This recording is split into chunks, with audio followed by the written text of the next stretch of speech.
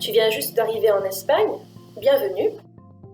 Nous avons pensé à faire une vidéo explicative concernant les choses les plus importantes que tu devrais savoir si tu viens d'arriver en Espagne.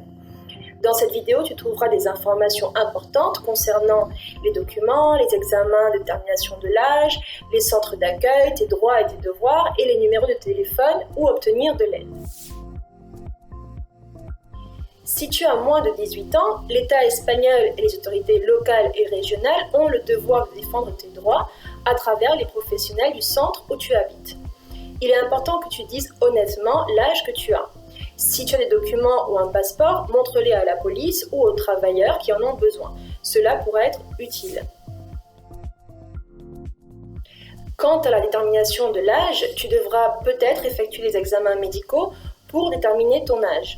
Pour les réaliser, il est nécessaire que tu donnes ton consentement ou tu peux également refuser. Demande toujours plus d'informations si tu as des questions. Que se passe-t-il s'ils ne reconnaissent pas que tu es mineur?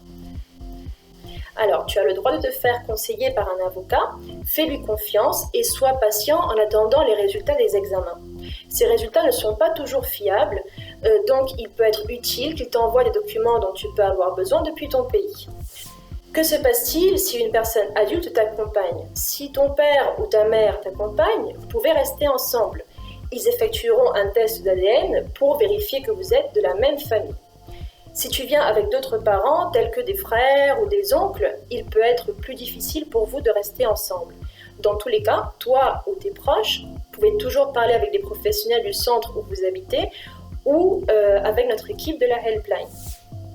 Il est possible que des mineurs qui ne soient pas accompagnés de leurs parents doivent rester dans un centre d'accueil jusqu'à l'âge de 18 ans.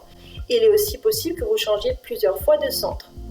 Dans le centre, tu peux demander de l'aide pour contacter avec tes proches et tes besoins en matière d'éducation, de santé, d'hygiène, de vêtements et de temps libre seront couverts. Essaye, si possible, d'écrire ton nom et ton âge sur les documents afin qu'il n'y ait pas d'erreur. Tu peux refuser de signer ceux que tu ne comprends pas et tu peux aussi les montrer à quelqu'un qui parle ta langue pour comprendre à quoi ils servent et surtout garder une copie de tous ceux que tu signes. Si tu as été blessé ou en danger dans ton pays ou dans l'un des pays que tu as traversé, tu peux demander la protection internationale ou l'asile. Dans ton centre, un éducateur ou travailleur social t'aidera avec la procédure et te donnera les informations nécessaires pour mieux comprendre le processus et ce qu'il implique. N'oublie pas que tu n'es pas seul. De nombreux professionnels sont à ta disposition si tu as besoin d'aide.